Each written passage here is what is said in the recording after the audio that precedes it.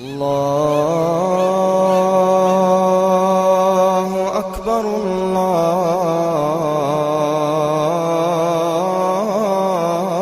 الله أكبر الله أكبر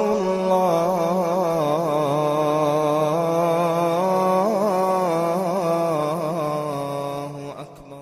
إن الحمد لله نحمده ونستعينه ونستغفره ونعوذ بالله من شرور أنفسنا ومن سيئات أعمالنا من يهده الله فلا مضل له ومن يضلل فلا هادي له وأشهد أن لا إله إلا الله وحده لا شريك له وأشهد أن محمدا عبده ورسوله. أما بعد فإن خير الحديث كتاب الله وخير الهدي هدي محمد صلى الله عليه وسلم وشر الأمور محدثاتها وكل محدثة بدعة وكل بدعة ضلالة وكل ضلالة في النار. رب اشرح لي صدري ويسر لي أمري واحلل عقدة من لساني يفقهوا قولي. رب أعوذ بك من همزات الشياطين وأعوذ بك رب أن يحضرون. اعوذ باللہ السمیع العلیم من الشیطان الرجیم وسارعوا الی مغفرۃ من ربکم وجنہ عرضها السماوات والارض اعدت للمتقین. قرآن کریم میں اللہ رب العزت نے اپنے بندوں کے لیے آخرت میں ایک ایسے ٹھکانے کی خوشخبریاں دی ہیں جس کے بارے میں خود اللہ رب العزت نے قرآن کریم میں اور نبی اکرم صلی اللہ علیہ وسلم نے اپنی احادیث میں ارشاد فرمایا ہے ما لا عین رأت. ایسی نعمتیں، ایسا مقام کہ جسے کسی آنکھ نے دیکھا نہیں، ولا اذن سمعت، اور نہ کسی کان نے اس کے بارے میں وہ تفصیلات، وہ حسن، وہ جمال سنا ہے. ولا خطر علی قلب بشر، دیکھنا اور سننا تو دور کی بات ہے، اللہ رب العزت وہ نعمتیں دینے والا ہے کہ جن کے بارے میں کبھی کسی انسان کے دل میں گزر بھی نہیں ہوا، دل نے سوچا تک نہیں، آنکھوں نے دیکھا نہیں، کانوں نے سنا نہیں. اللہ رب العزت اپنے بندوں کو وہ نعمتیں دینے والا ہے. اور وہ نعمتیں کہاں ملیں گی؟ سورہ آل عمران اللہ رب العزت نے ارشاد فرمایا وَسَارِعُوا إِلَىٰ مَغْفِرَةٍ مِّن رَّبِّكُمْ وَجَنَّةٍ. اے مسلمانوں، اے لوگو، بھاگو، سارعوا، جلدی کرو، بھاگو، اِلیٰ مغفرۃ من ربکم، اپنے رب کی مغفرت اور بخشش کی طرف، وجنہ، اور جنت کی طرف، عرضھا، جس کی چوڑائی، جس کا رقبہ، جس کی وسعت کا اندازہ آپ اس سے کر سکتے ہیں کہ اس کی چوڑائی اتنی ہے جتنی کہ زمین و آسمان کی چوڑائی ہے. یہ اتنی بڑی جنت اللہ رب العزت نے اپنے بندوں کے لیے تیار کی ہے. اور نبی اکرم صلی اللہ علیہ وسلم نے ارشاد فرمایا ان للجنت ثمانیۃ ابواب، جنت کے 8 دروازے ہیں.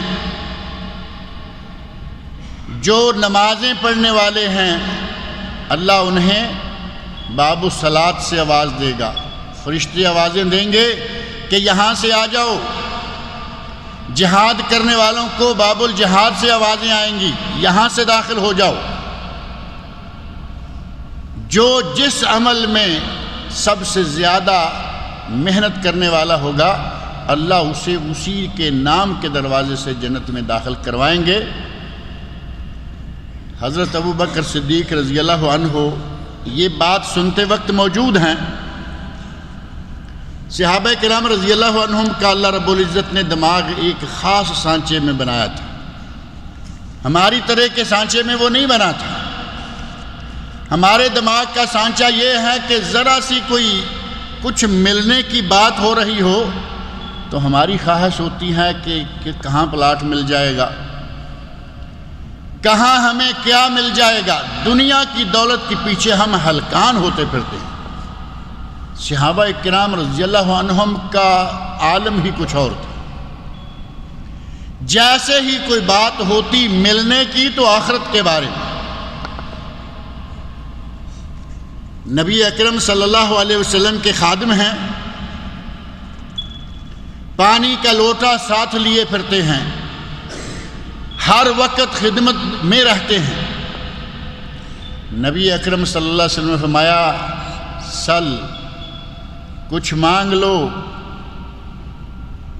کچھ طلب کر لو۔ اور یہ وہ زمانہ ہے جس وقت نبی اکرم صلی اللہ علیہ وسلم عرب و عجم کی بے شمار دنیا پر قابض تھے، حاکم تھے۔ صحابی چاہتا تو یمن کی، شام کی، عرب کی، عجم کی، کسی ملک کی حکومت طلب کر لیتا، لیکن طلب کیا کیا؟ نبی اکرم صلی اللہ علیہ وسلم نے ایک مرتبہ، دو مرتبہ، تین مرتبہ دہرایا، سل، پوچھ لو، مانگ لو، طلب کر لو۔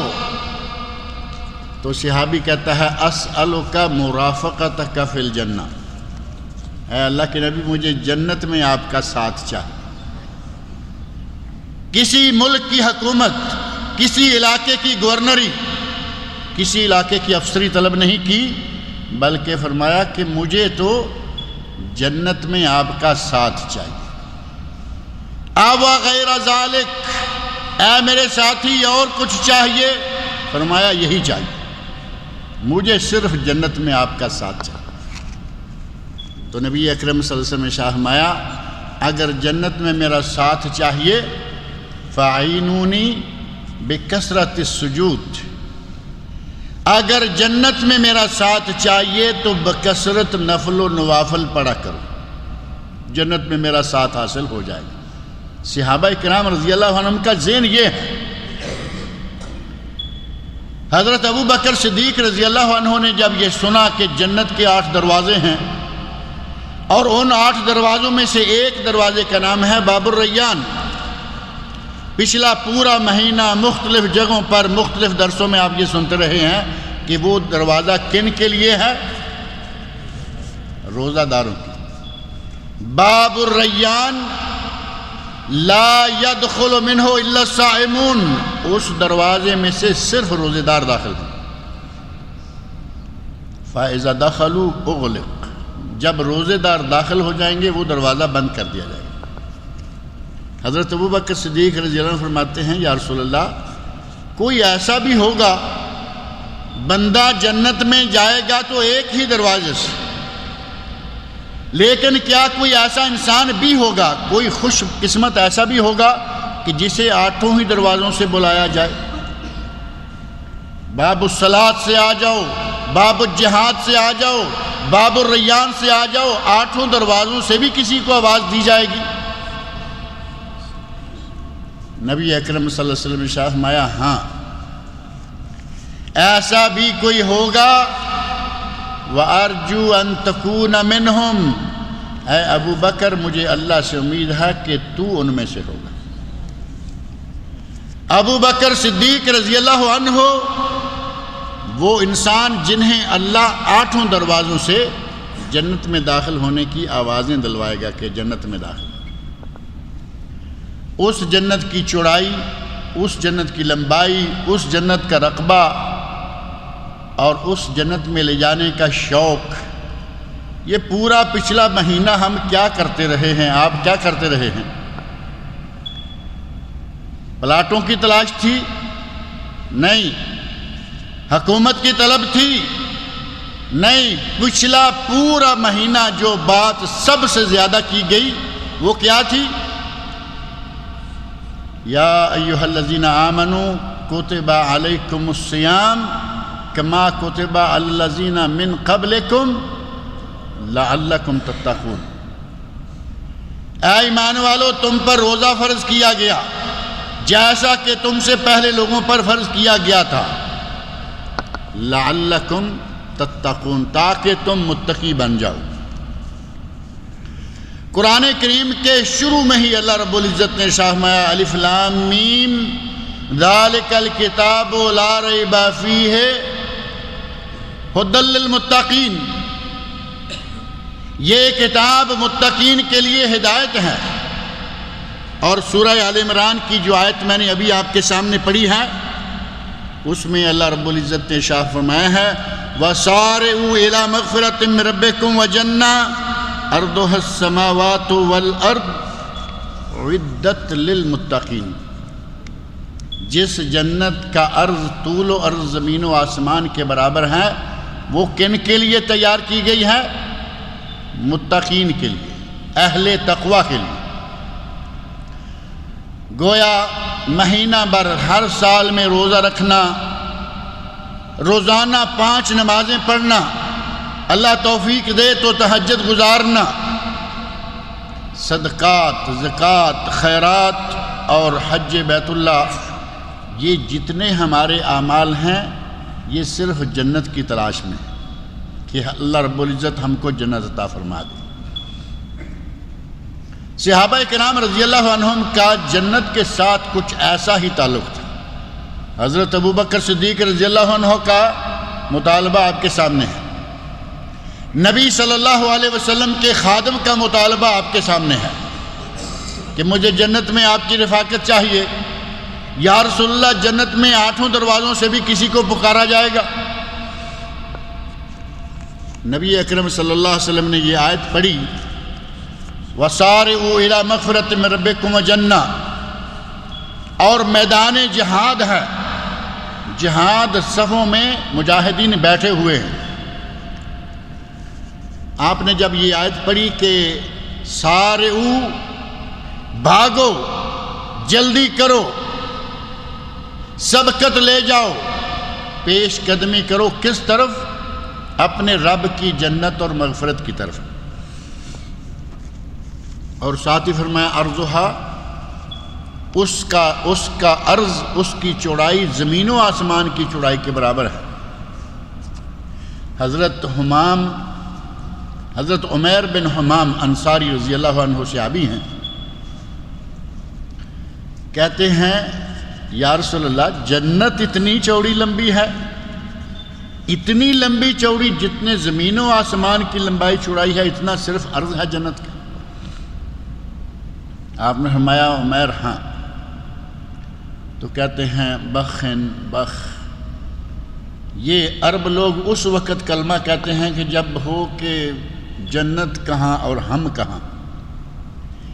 وہ عظیم مقام جس کی آپ ہمیں خبریں دے رہے ہیں، ہمیں وہ کہاں ملتا نظر آتا ہے؟ بخن بخ، کاش۔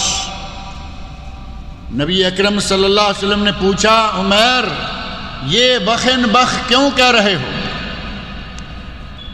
تو صحابی کہتے ہیں کہ یا رسول اللہ، آپ جن جنتوں کی باتیں کر رہے ہیں، ہمارے اعمال، ہم کہاں، جنت کہاں؟ نبی اکرم صلی اللہ علیہ وسلم نے بشارت دی، فرمایا عمیر، تم اہل جنت میں سے ہو۔ اندازہ فرمائیں، کھڑے کھڑے نبی اکرم صلی اللہ علیہ وسلم کی زبان مبارک سے بشارت پائی کہ عمیر، تم اہل جنت میں سے، انت من اہلہا۔ حضرت عمیر رضی اللہ عنہ جنت کی تلاش میں نبی اکرم صلی اللہ علیہ وسلم سے بشارت سنی۔ غزوہ احد، جیب سے کھجوروں کی ایک پوٹلی نکالی جس میں 10-5 کھجوریں ہوں گی، اور اس وقت فوجیوں کی رسد یہی ہوا کرتی تھی۔ آج فوجیوں کو عمروں کی عمریں پالا جاتا ہے، بڑا پیسہ خرچ کیا جاتا ہے، ضرورت پڑے یا نہ پڑے، ممکن ہے ساری عمر ہی ضرورت نہ پڑے، لیکن ملک کی ضرورت ہوتی ہے کہ فوج تیار رہے۔ بہترین کھانا، سب سے بڑا بجٹ فوج کا۔ اور اس وقت یہ دیکھیں، فوجی ہے، میدان جہاد میں نکل چکا ہے،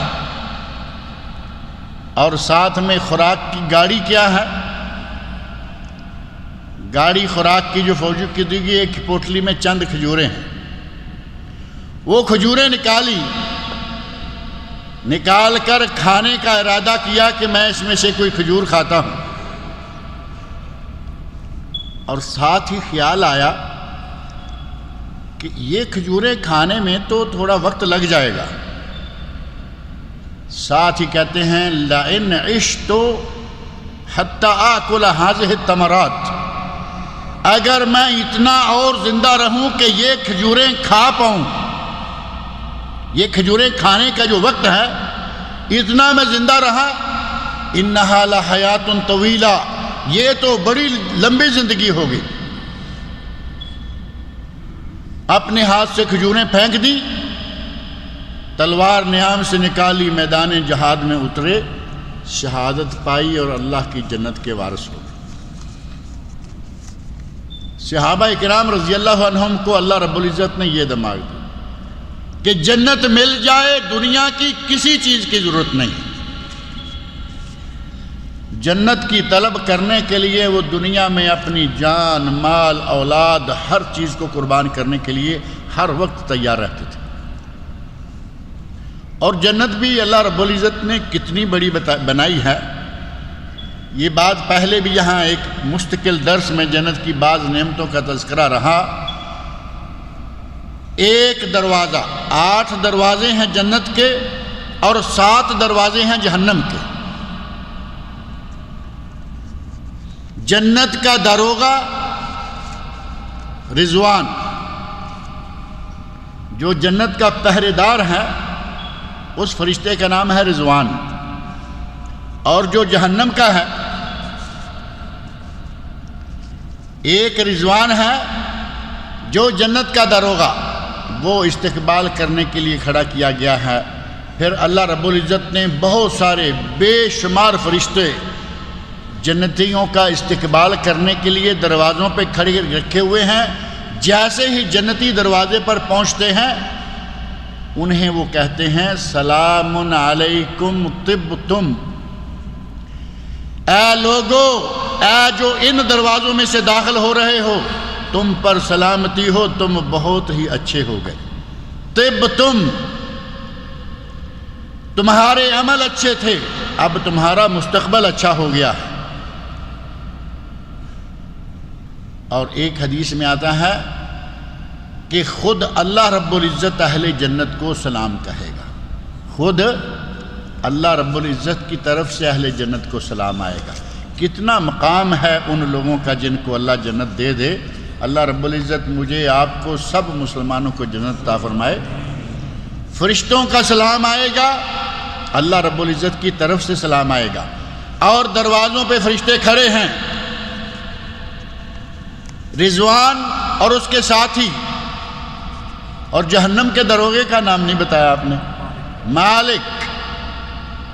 جہنم کے داروغے کا نام مالک اور جنت کے داروغے کا نام رضوان۔ اور یہ دروازہ، 8 دروازے ہیں۔ ایک دروازہ کتنا ہے؟ ایک گھوڑ سوار گھوڑے پر سوار ہو جائے اور ایک دہلیز سے لے کر دوسری دہلیز تک، جیسے ابھی یہ دہلیز ہے اور یہ دہلیز ہے محراب کی، ایسے ہی آپ کے دروازوں کی دہلیزیں دائیں اور بائیں۔ ایک طرف سے گھوڑ سوار گھوڑا لے کر بھگانا شروع کرے، اسے دوسرے کنارے تک جاتے جاتے 40 سال لگ جائیں گے، ایک دروازے کا فاصلہ طے ہوگا۔ اور 8 دروازے ہیں، اور ہر دروازے کے درمیان عموماً دروازوں سے زیادہ جگہ رکھی جاتی ہے۔ اتنی بڑی جنت، اور جنت میں جو درخت ہیں، پھلوں کے درخت، ایک درخت کے نیچے گھوڑ سوار گھوڑا دوڑانا شروع کرے، 70 سال گھوڑا دوڑاتا رہے، درخت ختم نہیں ہوتا۔ اللہ رب العزت نے ہمارے لیے، آپ کے لیے وہ جنت تیار کر رکھی ہے۔ لیکن اس جنت کے حاصل کرنے کے لیے اللہ رب العزت نے قرآن کریم میں ہمیں بتایا ہے عدت للمتقین، وہ جنت اہل تقوی کے لیے ہے، وہ جنت ان لوگوں کے لیے ہے جو اللہ سے ڈرتے ہیں۔ اور اہل تقوی کون ہیں؟ ہمارے یہاں ایک لفظ استعمال ہوتا ہے پرہیزگار، اردو میں پرہیزگار، اور اس کا ترجمہ عموماً یہی ہوتا ہے، پرہیزگار، پرہیز کرنے والا۔ پرہیز کس سے کرنا ہے؟ کھٹی میٹھی چیزیں کھانے سے نہیں، وہ حکیم جانے، ڈاکٹر جانے، ان کا کام جانے۔ یہاں پرہیز مراد ہے برائیوں سے پرہیز، گناہوں سے پرہیز، جرائم کے ارتکاب کرنے سے پرہیز۔ اگر پرہیز کرے گناہ سے، برائی سے، غلطی سے، کوتاہی سے، وہ متقی ہے۔ اور اگر شب و روز گناہوں کا ارتکاب کیے چلا جائے تو کیا اسے متقی کہا جائے گا؟ وہ ہو سکتا ہے اپنے دل میں بہت بڑا متقی ہو، لیکن وہ متقی نہیں ہے۔ جو گناہوں سے بچتا ہے، برائیوں سے بچتا ہے، وہ متقی ہے، اور اللہ رب العزت نے اسی کے لیے جنت تیار کی ہے، اعدت للمتقین۔ اور اگر تقویٰ کے سلسلہ میں حضرت علی رضی اللہ عنہ کا ایک قول ذہن میں رکھا جائے تو بہت ہی اچھا۔ کن کو جنت ملنے والی ہے؟ متقین کو۔ متقین کون ہوتے ہیں؟ اہل تقویٰ۔ اور اہل تقویٰ کون ہے؟ حضرت علی رضی اللہ عنہ سے پوچھا گیا۔ ایک واقعہ دوسرا ہے کہ صحابہ کرام میں بیٹھے ہوئے بات ہوئی کہ تقویٰ کیا ہے۔ حضرت عمر فاروق رضی اللہ عنہ موجود ہیں، تو صحابی غالباً حضرت ابن عباس رضی اللہ عنہما کہتے ہیں کہ امیر المومنین، آپ کبھی جھاڑیوں میں سے، خاردار کانٹے دار جھاڑیوں میں سے گزرے ہیں؟ کہتے ہیں کئی مرتبہ گزرے ہیں۔ کیسے گزرتے ہیں؟ حضرت عمر فاروق کہتے ہیں کہ اپنے کپڑوں کو لپیٹ سپیٹ کر بچ بچا کے درمیان میں سے نکل جاتے ہیں۔ کہا اسی کا نام تقویٰ ہے۔ یہی تقویٰ ہے کہ اپنے آپ کو گناہوں کے کانٹوں سے بچاتے ہوئے درمیان سے نکل جائے۔ گناہوں سے بچنا، کوتاہیوں سے، غلطیوں سے، جرائم سے بچنا، اسی کا نام تقویٰ ہے۔ اور حضرت علی رضی اللہ عنہ کا واقعہ بعض اہل علم نے، جن میں سے ابن ابی الدنیا رحمۃ اللہ علیہ بڑے امام گزرے ہیں، بے شمار کتابوں کے مصنف ہیں، بلکہ ایک ایک لفظ پر ان کی ایک ایک کتاب ملتی ہے۔ التقویٰ، کتاب التقویٰ کتاب کا نام ہے۔ جتنی آیات، احادیث، واقعات ہیں جمع کر دیے۔ اس طرح بہت ساری کتابوں کے مصنف ہیں۔ ابن ابی الدنیا، انہوں نے اپنی کتاب التقویٰ میں ذکر کیا ہے کہ حضرت علی رضی اللہ عنہ سے پوچھا گیا تقویٰ کیا ہے؟ وہ کیا چیز ہے جو انسان کے اندر پیدا ہو جائے تو وہ جنت کا مالک بن سکتا ہے؟ انہوں نے 4 چیزیں گنوائیں۔ فرمایا التقویٰ ہے، یاد رکھو تقویٰ ان 4 چیزوں کے مجموعے کا نام ہے۔ پہلی چیز الخوف من الجلیل، اللہ رب العزت کا خوف دل میں۔ جلیل کون ہے؟ رب جلیل، بڑا مشہور لفظ اردو میں، عربی میں، فارسی میں۔ رب جلیل، اگر کسی کے دل میں رب جلیل کا خوف ہے تو اس کے دل میں تقویٰ ہے۔ کوئی کام کرنے لگے تو اللہ رب العزت کا تقویٰ ذہن میں ہو کہ یہ کام اللہ نے جائز قرار دیا یا نہیں، اللہ نے اس کی اجازت دی ہے یا نہیں، کہیں اللہ کی کتاب میں یہ منع تو نہیں، اللہ کے رسول کی کتاب میں منع تو نہیں ہے۔ اگر یہ طرز عمل اپنا لیا جائے، اگر یہ رویہ اختیار کر لیا جائے کہ جب بھی کوئی کام کرنے لگیں یہ دیکھ لیں کہ یہ جائز ہے یا ناجائز ہے، انشاءاللہ معاملہ صاف ہو جائے گا۔ الخوف من الجلیل والعمل بالتنزیل، دوسری چیز فرمایا تقویٰ یہ ہے کہ جو تنزیل ہے، اللہ رب العزت کی نازل کردہ شریعت ہے، اس پر عمل کیا جائے۔ اور اللہ کی نازل کردہ شریعت میں کیا کیا آتا ہے؟ اللہ کی نازل کردہ شریعت میں کل 2 چیزیں آتی ہیں۔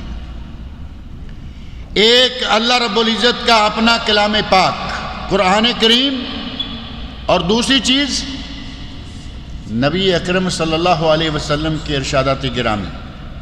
نبی صلی اللہ علیہ وسلم کی احادیث کو وحی کیسے کہا جا سکتا ہے؟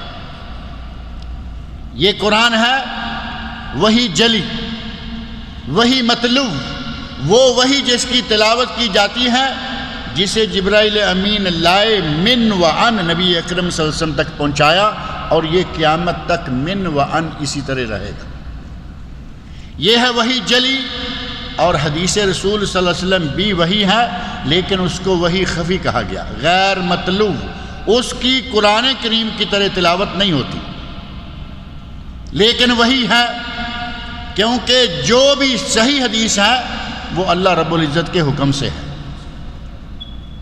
سورہ نجم کی پہلی آیات پڑھ کر آپ دیکھ لیں، اللہ رب العزت نے شامہ ہے وَمَا يَنطِقُ عَنِ الْهَوَىٰ إِنْ هُوَ إِلَّا وَحْيٌ يُوحَىٰ، میرا نبی اپنی مرضی سے کوئی بات نہیں کرتا۔ جب کوئی بات میرا نبی اپنی مرضی سے نہیں کرتا تو کس کی مرضی سے کرتا ہے؟ اللہ کی مرضی سے۔ وحی ہوئی یا نہیں ہوئی؟ اگر کوئی حدیث صحیح سند کے ساتھ ثابت ہو جائے وہ وحی ہے۔ فرمایا العمل بالتنزیل، اگر وہ وحی پر عمل کرتا ہے، اس کے دل میں اللہ کا خوف ہے، وحی الہی پر عمل کرتا ہے، والقناعۃ بالقلیل، اور تھوڑے پر قناعت کر لیتا ہے۔ اب یہ زیادہ جمع کرنے کا ہی تو مسئلہ ہے نا، جمع کرنا ہے، دن کو کرنا ہے، رات کو کرنا ہے، جائز سے کرنا ہے، ناجائز سے کرنا ہے، ہمیں کروڑ پتی بننا ہے۔ اب کروڑ پتی بننے کے چکر میں حلال و حرام، جائز و ناجائز، لوٹ کھسوٹ، یہ وہ جس طرح بھی ہوگا پیسہ اکٹھا کرتا جائے گا، یہ قناعت نہیں ہے، یہ قناعت نہیں ہے، یہ لالچ کی انتہا ہے۔ اور ہمارے یہاں تو یہ ایک جملہ اتنا رٹا دیا گیا، اتنا ہم نے اپنے دل و دماغ میں بٹھا لیا، بچوں کو ساری عمر یہ کہتے رہتے ہیں بھئی تمہارے ہی تو لیے کر رہے ہیں۔ ہر تاجر، ہر بڑا آدمی، ہر چھوٹا آدمی جو بھی کرے گا کہے گا بھئی تمہارے ہی لیے کر رہے ہیں۔ بالکل غلط بات، کوئی کسی کے لیے نہیں کرتا، اپنے اندر ہی ایک طلب ہوتی ہے۔ کبھی بھی آپ اکیلے بیٹھ کر اپنے گریبان میں جھانک کر دیکھ لیں، آپ کو نظر آ جائے گا کہ یہ میں کس کے لیے کر رہا ہوں۔ ایسے لوگ آپ کو ملیں گے کماتے ہیں بہت سارا اور اپنے بچوں پر خرچ نہیں کرتے، اپنے ماں باپ پر خرچ نہیں کرتے، اپنی بیوی پر خرچ نہیں کرتے، بہن بھائیوں پر خرچ نہیں، کماتے بہت ہو۔ بھئی کماتے بہت ہو، نعرہ یہ ہے کہ تمہارے ہی تو لیے کر رہا ہوں، نعرہ زوردار طریقے سے ماریں گے، تمہارے ہی تو لیے مر رہے ہیں، دن رات کر رہے ہو تو ان کو کھلاؤ، ماں باپ کو اچھا پہناؤ، ماں باپ کی دل کی خواہشیں پوری کرو، ماں باپ کو جو چاہیے لے کر دو، مہیا کرو، پتہ چلے کہ تم انہی کے لیے کما رہے ہو۔ اولاد بیچاری ترستی رہ جاتی ہے۔ کئی ایسے واقعات موجود ہیں، یقین جانیں کہ گھر والوں نے سربراہ کے مرنے پر اللہ کا شکر ادا کیا، یہ کس کے لیے کما رہا تھا؟ گھر والوں نے شکر کیا کہ ہماری اس سے جان چھوٹ گئی، بیوی بعد میں خوش ہیں، بچے بعد میں خوش ہیں۔ جن بچوں کو سال بھر میں نیا سوٹ نہیں ملتا تھا، وہ 2-4-6 مہینے میں سوٹ بدل رہے، اور یہ بھی کہے کہ میں تمہارے ہی لیے کما رہا۔ خود سانپ بن کر اس پر بیٹھ جاتے ہیں، بچوں کو خرچ نہیں کرنے دیتے، ماں باپ کی خدمت نہیں کرتے۔ کس کام کی یہ کمائی؟ نعرہ وہی ہے، تمہارے ہی تو لیے کما رہا۔ نہیں، یہ اپنے اندر ایک خواہش، ایک تڑپ، ایک شیطانی بیماری جو انسان کے دل پر قبضہ کر لیتی ہے کہ کماؤ۔ اسے سکون ہی تب ملتا ہے کہ جب کچھ نہ کچھ اکٹھا کر کے لاتا رہے، جائز ناجائز، حلال حرام، کوئی پرواہ نہیں۔ اگر قلیل پر قناعت کرنا آ جائے تو حرام کھانے کی ضرورت ہی نہیں پڑتی۔ جسے یہ معلوم ہے کہ ہلکا تھوڑا کھا لیں گے، اللہ کا شکر بجائیں گے، چھوٹے گھر میں گزارا کر لیں گے، چھوٹی گھڑی میں گزارا کر لیں گے، اسے ادھر ادھر ہاتھ مارنے کی کوئی ضرورت نہیں پڑے گی۔ گھر والی کی فرمائشیں بچوں کے ناجائز مطالبات اور اپنے نفس کی ناجائز اطاعت، اپنے نفس کی رغبت کو پورا کرنے کے لیے بڑی گاڑی ہو، بڑا بنگلہ ہو، بڑی زمینیں ہوں، بڑی دکانیں ہوں، بڑی فیکٹری ہو، اسی کے کمانے میں وہ اگلی طرف چلا جاتا ہے، یہ کام پورا نہیں ہوتا۔ نبی اکرم صلی اللہ علیہ وسلم نے ارشاد فرمایا ہے بنی آدم کے پیٹ کو دنیا بھر کی دولت نہیں بھر سکتی۔ کون بھرے گا؟ فرمایا بنی آدم کے پیٹ کو قبر کی مٹی ہی بھرے گی، دنیا بھر کی دولتیں بنی آدم کا پیٹ نہیں بھر سکتی۔ ایک وادی ہے، نبی صلی اللہ علیہ وسلم نے ارشاد فرمایا اگر کسی کے پاس دولت کی ایک وادی ہے، اس کا جی چاہتا ہے کہ ایک اور ہو جائے۔ 1 لاکھ ہیں تو 2 لاکھ، 2 لاکھ ہیں تو 4 لاکھ ہو، لاکھ لاکھ کرتے کرتے راکھ ہو جاتا ہے اور راکھ میں دب جاتا ہے، لاکھ پورے نہیں ہوتے۔ القناعۃ بالقلیل، تھوڑے پر قناعت کرنا سیکھ لے، یہ بھی تقویٰ ہے۔ اور چوتھی چیز حضرت علی رضی اللہ عنہ نے بتائی، فرمایا الاستعداد لیوم الرحیل، آخرت کے دن کے لیے جانے کی تیاری کرتے رہنا، اللہ سے ڈرنا، الخوف من الجلیل والعمل بالتنزیل، وہی پر شریعت پر عمل کرنا، القناعۃ بالقلیل، تھوڑے پر قناعت کرنا، والاستعداد لیوم الرحیل، اور واپسی کا، اللہ کی طرف جانے کی تیاری کرنا۔ اگر پتہ ہو کہ مجھے مرنا ہے، کل مرنا ہے، پرسوں مرنا ہے، ترسوں مرنا ہے، مجھے اب مرنا ہی مرنا ہے، اللہ کے سامنے کھڑے ہونا ہوگا، جواب دینا ہوگا، وہ آدمی گناہوں میں لت پت زندگی گزارے گا؟ گناہ تو ہوں گے، مجھ سے، آپ سے، ہر کسی سے گناہ تو ہو جاتے، لیکن جسے پتہ ہے مرنا ہے، قبر میں جانا ہے، قبر دبائے گی یا جنت یا جہنم قبر میں ہی شروع ہو جائے گی، اللہ کے سامنے کھڑے ہونا ہوگا، پوری کائنات کے آدم علیہ السلام سے لے کر قیامت آنا سارے لوگ اکٹھے ہوں گے، ان کے درمیان مجھے جواب دینا ہوگا۔ یہ تصور جس کے دماغ میں رہے گا انشاءاللہ وہ آدمی گناہوں سے بچ جائے گا۔ الاستعداد لیوم الرحیل، آخرت کی طرف روانگی کے دن کے لیے تیاری کرنا۔ اگر یہ 4 چیزیں آ جائیں تو سمجھیں کہ آدمی انشاءاللہ متقی بن جائے گا۔ آدمی متقی بن گیا تو جنت اس کی ہے، جنت کی نعمتیں بے شمار ہے، اس کی کس کس نعمت کا ذکر کیا جائے؟ وہ نہ آنکھوں نے کبھی دیکھی، نہ کانوں نے کبھی سنی، نہ کبھی کسی کے دل پر ان کا گزر ہوا۔ اب اس کے آگے کیا ہے؟ جن نعمتوں کا کسی کے دل پر کبھی گزر بھی نہیں ہوا، اللہ وہ عطا کرے گا۔ دیکھنے میں پھل وہی ہوگا جو تھوڑی دیر پہلے کھایا۔ وَأُتُوا بِهِ مُتَشَابِهًا، یہ قرآن کریم کے شروع میں ہی آ جاتا ہے۔ وہ دیے جائیں گے پھل ملتے جلتے، شکل میں دیکھا کہ میں نے تو ابھی یہ کھایا ہے، کھائے گا تو مزہ اور ہے، پھر دیکھے گا شکل میں تو یہ تو میں نے پہلے کھایا ہے، کھائے گا مزہ اور، ایک سے بڑھ کر ایک۔ اور ایک انسان میں قوت کتنی ہوگی؟ 100 آدمی کے برابر۔ یہ بھی تو بڑی بات ہے نا۔ یہاں کمزور آدمی دیکھتا رہتا ہے ماشاءاللہ کتنے بڑے بڑے جوان ہیں، میں بھی موٹا تازہ ہوتا۔ وہاں جنتیوں میں 100 آدمی کے برابر قوت ہوگی، اور قد کتنا ہوگا؟ 60 ہاتھ، 60 ہاتھ لمبا اور چوڑا۔ آج اگر کسی کو 60 ہاتھ کے آدمی کو کھڑا کر دیا جائے تو بالکل ہی عجیب و غریب لگے، کیونکہ سارے تو 6 فٹ بھی نہیں ہیں، وہ 60 ہاتھ۔ لیکن جب ہر شخص 60 ہاتھ کا ہی ہوگا، موٹا تازہ ہوگا، پوری دنیا ہی ایک بڑی عجیب و غریب اور خوبصورت دنیا۔ اللہ رب العزت نیک حوریں دے گا، لم یطمثہن انس قبلہم ولا جان۔ فرمایا ہم اپنے بندوں کے لیے وہ بیویاں تیار کیے ہوئے ہیں جنہیں کسی انسان نے، کسی جن نے کبھی چھوا تک نہیں۔ وہ نعمتیں اور وہ بیویاں کہ اگر ان کا ایک دوپٹہ زمین پر گرا دیا جائے تو پوری روئے زمین کی دولتوں سے زیادہ قیمتی ہو۔ وہ دولت اہل جنت کو ملنے والی ہیں۔ اللہ رب العزت مجھے اور آپ سب کو اہل جنت میں سے بنائے۔ اللہ تعالی ہمیں وہ اعمال سر انجام دینے کی توفیق عطا فرمائے کہ ہم متقی بن جائیں اور جنتی بن جائیں۔ اللہ رب العزت ہمارے رمضان کے اعمال کو قبول فرمائے اور آئندہ ہمیں اسی ڈگر پر اسی انداز سے چلتے رہنے کی توفیق عطا فرمائے کہ ہم نمازیں، روزے، نوافل یہ وہ مسلسل کرتے رہیں۔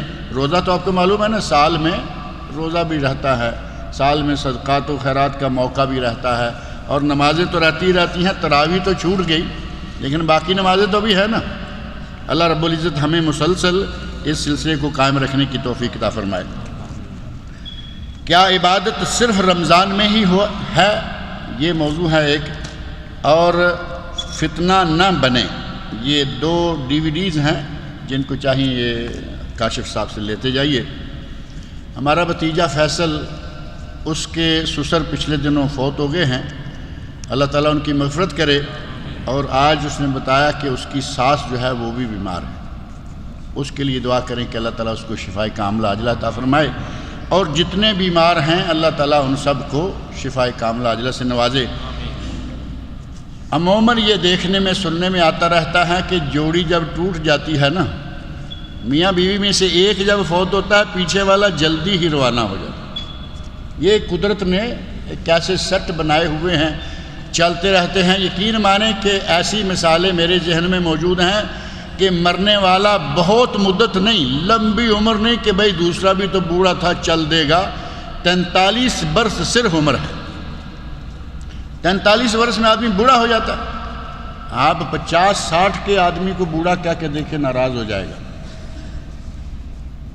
یہ صرف 43 برس کے ہیں، شہادت ہوئی اور تھوڑے ہی عرصے میں بیوی بھی فوت ہو گئی۔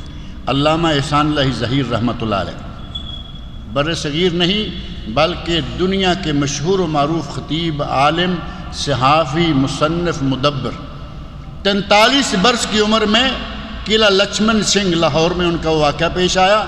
تھوڑے ہی عرصے میں بعد میں بیوی، وہ یہ 43 سے بھی یقیناً چھوٹی ہوں گی۔ اور ایسے بہت سارے واقعات، ایک مرا دوسرا پھر پیچھے ہی، کیونکہ یہ دونوں ایک دوسرے کا اللہ کے بعد سہارا ہوتے ہیں۔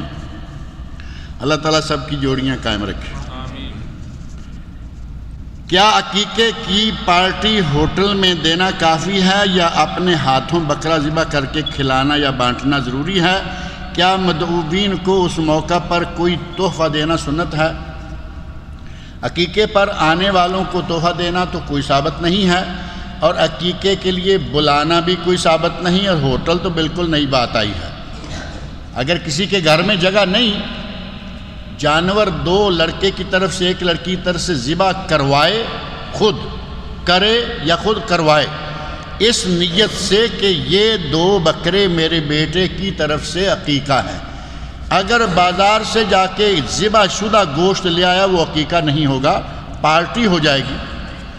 پارٹی تو آپ نے لوگوں کو بلا لیا، پارٹی ہو گئی، چاہے گھر میں کرائیں چاہے ہوٹل میں۔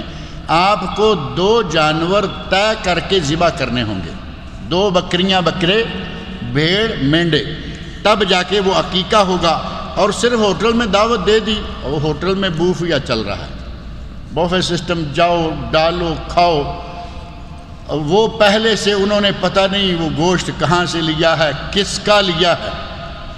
آپ کو تو معلوم ہے پاکستان میں بہت ساری چیزوں کا گوشت کھلا دیتے ہیں، جائز نجائز، حلال حرام، ایسے جانوروں کا گوشت کھلانے کے واقعات اخبارات میں آئے کہ آدمی کو سن کر کراہت آتی، ہوٹلوں میں کھلا دیے گئے۔ آپ کس ہوٹل میں عقیقے کی بات کر رہے ہیں؟ عقیقہ سنت ہے، سنت رسول صلی اللہ علیہ وسلم ہے، اسے آپ صحیح انداز سے ادا کریں کہ جانور خریدیں، ذبح کریں، بانٹ دیں، یا پکا کے کھلائیں، یا ہوٹل والوں سے کہہ کر اسپیشل پکوا کر تیار کریں، پھر انشاءاللہ کوئی حرج نہیں۔ شوال کے روزے کے بارے میں بتائیں، کیا اکٹھے رکھنے چاہیے یا وقفے سے رکھ سکتے ہیں؟ شوال کے 6 روزے ہیں، یہ پورے مہینے میں پورے کرنے ہیں۔ 6 روزے، 1 رکھ کر 1 چھوڑ دیں، 2 رکھ کر 1 چھوڑ دیں، 1 رکھیں 2 چھوڑ دیں، جیسے آپ کی مرضی۔ لیکن عموماً لوگ شوال کے بعد شروع ہوتے ہی رمضان کے بعد مکمل کر لیتے ہیں، عادت بنی ہوئی ہوتی ہے، زیادہ تر لوگ رکھ رہے ہوتے ہیں۔ بہرحال ضروری نہیں ہے، آپ پورے مہینے میں کبھی بھی رکھ سکتے ہیں، ایک ایک کر کے بھی، دو دو کر کے، 6 اکٹھے، جیسے آپ کی مرضی۔ خواتین میں ایک مسئلہ آتا ہے، عموماً کہا جاتا ہے کہ خواتین جو ہیں ان کے روزے کچھ فرض چھوٹتے ہیں، جو حیض کی وجہ سے چھوٹتے ہیں وہ پہلے رکھیں یا اس شوال کے پہلے رکھیں۔ اگر وہ اور یہ اکٹھے رکھتے ہیں تو یہ 12-13 روزے ہو جاتے ہیں۔ ظاہر ہے کہ 30 یا 29 روزے پہلے گزرے اور 12-13-14 یہ بھی رکھیں تو یہ ذرا لمبا ہو جاتا ہے۔ ام المومنین حضرت عائشہ صدیقہ رضی اللہ عنہا، ان کا عمل خود وہ بیان کرتی ہیں کہ میں اپنے چھوٹے ہوئے روزے شعبان میں رکھتی تھی۔ اب شعبان کب ہے؟ رمضان سے 1 مہینہ پہلے۔ گویا کہ ان فرض روزوں کو لیٹ کیا جا سکتا ہے، لیکن انہوں نے ساتھ وجہ بتائی ہے کہ نبی اکرم صلی اللہ علیہ وسلم کی معیت کی وجہ سے میں لیٹ کرتی رہتی تھی، اور نبی صلی اللہ علیہ وسلم چونکہ شعبان میں بکثرت روزے رکھتے تھے، پھر میں بھی ساتھ رکھ لیتی۔ لہٰذا خواتین کے لیے اجازت ہے کہ شوال کے 6 روزے رکھ لیں نفل، اور جو فرض ہیں جب جب اللہ تعالیٰ موقع دے رکھ لیں۔ لیکن اگر پہلے 6 رکھ لیں یا 7 اپنے جو چھوٹے ہوئے ہیں اور بعد میں شوال کے رکھیں تو یہ بہت ہی زیادہ بہتر ہوگا، کیونکہ جب تک رمضان والے پورے نہیں ہوں گے سال کا ثواب نہیں بنے گا۔ سال کا ثواب ہے نا، من صام رمضان ثم اتبعہ 6 من شوال، جس نے رمضان کے روزے رکھے پھر اس کے بعد 6 اور روزے لگوائے رکھ لیے، اس کو سال کا ثواب ملے گا۔ اب رمضان میں سے روزے رکھے ہیں 24، 6 چھوٹ گئے، 25 رکھے ہیں 5 چھوٹ گئے، 23 رکھے 7 چھوٹ گئے، اور شوال کے 6 رکھ لیے، سال کا ثواب نہیں بنے گا جب تک یہ پچھلے چھوٹے ہوئے پورے نہیں ہوں گے۔ لہٰذا دونوں طرح کی گنجائش ہے، جیسے بھی چاہیں، لیکن شوال والے 6 روزے شوال میں ہی رکھنے ہیں، اور یہ فرض جو ہے 11 مہینوں میں پورے کرنے ہیں، جیسے مناسب ہو کیا جا سکتا ہے۔ قرآن کریم میں سورہ مائدہ میں جو آیت نازل ہوئی کہ یہود و نصارہ کو اپنا ولی نہ بناؤ، تو جو آج حکمران ان کو نہ صرف اپنا ولی بنائے بیٹھے ہیں بلکہ مسلمانوں کے خلاف جنگ میں ان کی مدد کرتے ہیں، تو کیا ایسے حکمرانوں کے خلاف جانا جائز ہے؟ اللہ رب العزت نے قرآن کریم میں 1 نہیں 2 نہیں 3 4 مقامات پر فرمایا ہے لا یتخذ، مختلف معنوں میں مختلف لفظوں میں مفہوم جو ہے وہ ایک ہی ہے، لا یتخذ المومنون الکافرین اولیاء من دون المومنین۔ صرف یہود و نصارہ نہیں، مومنوں کو چاہیے کہ وہ اپنے مومنوں کے سوا کسی کے ساتھ ولایت کا تعلق قائم نہ کریں، دوستی، دلی تعلق، نہ یہودی سے، نہ عیسائی سے، نہ ہندو سے، نہ سکھ سے، نہ بدھسٹ سے، نہ دوسرے سے، نہ تیسرے سے۔ اب حکمران یہودیوں کے ساتھ جائے، عیسائیوں کے ساتھ جائے، ہندوؤں کے ساتھ جائے، وہ حکمران ہو، حاکم ہو، محکوم ہو، اس کا وہ عمل ناجائز ہے، اور اس پر نکیر کرنا ہماری ذمہ داری ہے۔ اور آج کل آپ دیکھ رہے ہیں دنیاوی سیاست میں جو کچھ ہو رہا ہے، یہودی دنیا پر غالب ہے، یہودی دنیا پر غالب ہے۔ نام سے امریکہ عیسائی ہے لیکن حکومت یہودیوں کی، برطانیہ وغیرہ نام سے عیسائی ہیں، حکومت یہودیوں کی، لابی سب ملکوں پر حکمران ان کی، اور مسلمانوں کے اکثر ملکوں پر لابی یہودیوں کی ہی آگے۔ نام سے کچھ اندر لوگ بیٹھے ہوئے ہیں لیکن کام وہی کر رہے ہیں جو وہ چاہتے ہیں۔ اللہ رب العزت ہمارے مسلمانوں کو صحیح حاکم عطا کرے، جہاں جہاں جتنے مجرمین حاکم بیٹھے ہوئے ہیں اللہ رب العزت ان کا صفایا کرے، اور عالم اسلام کے اس وقت 60 کے قریب ملک ہیں، اللہ ان 60 کے 60 کو مسلمان حاکم عطا کر دے انشاءاللہ العزیز۔ جو اس وقت مسلمانوں میں پریشانیاں ہیں یہ ساری کی ساری ختم ہو جائیں۔ ہزاروں میلوں دور سے آ کر مسلمانوں کو مار کے چلے جاتے ہیں، کوئی پوچھنے والا نہیں، یہ صرف اس لیے کہ ہم بالکل غفلت میں ہیں۔ مسلمانوں میں اتحاد کیا ہے، اتفاق اتحاد ہوتا کیا ہے، آج مسلمانوں میں کہیں نظر ہی نہیں آتا۔ اللہ امت اسلامیہ کو متحد فرمائے۔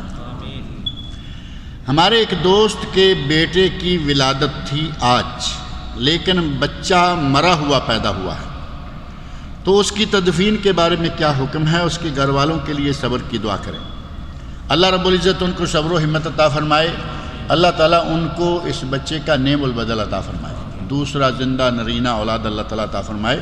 اللہ کے پاس تو بہت کچھ ہے، اب رہا یہ کہ جو بچہ دنیا میں زندہ آئے، چاہے ایک سانس ایک چیخ مارے، اس کو غسل دینا، کفن دینا، مسلمانوں کے قبرستان میں دفن کرنا واجب، یہ واجب ہے۔ لیکن اگر بچہ مردہ پیدا ہوا، وہ 9 مہینے کا ہے، 8 مہینے کا ہے، 7، 6، 5 اور 4 تک، جب اس میں جان پیدا ہو گئی، پہلے 40 دن نطفہ، پھر 40 دن مضغہ، اس کے بعد 40 دن گزرنے پر اللہ رب العزت اس میں اپنے حکم سے روح پہنچاتا ہے۔ 40 کتنے ہو گئے؟ 120 کے مہینے کتنے ہو گئے؟ 4 مہینے کے بعد ماں کے پیٹ میں بچے میں جان آ جاتی ہے، روح پیدا ہو جاتی ہے۔ اتنی عمر کے بعد جو بھی بچہ چاہے وہ کسی بھی وقت اب نارمل پیدا ہو جائے، نامکمل پیدا ہو جائے، ساقط ہو جائے، اس کی نماز جنازہ پڑھنا، غسل دینا، کفن دینا مستحب ہے، واجب نہیں، کیونکہ وہ زندہ پیدا نہیں ہو رہا، اور اگر زندہ پیدا ہو تو پھر وجوباً اس کو کفن، دفن، غسل اور مسلمانوں کے قبرستان میں تدفین جو ہے وہ واجب ہے۔ اور اگر بچہ پیدا ہو، ایک سانس لے، ایک چیخ مارے، اس کا نام رکھنا، اس کا وراثت میں باقاعدہ حصہ نکالنا، یہ ساری چیزیں، مسائل جو ہیں وہ لمبے ہو جاتے ہیں، وہ سارے جائز ہیں۔ لیکن اگر زندہ پیدا نہیں ہوگا تو نہ نام رکھنے کی ضرورت ہے، نہ وراثت میں اس کا کوئی حصہ ہوگا۔ اللہ رب العزت مجھے اور آپ سب لوگوں کو نیک عمل کی توفیق عطا فرمائے۔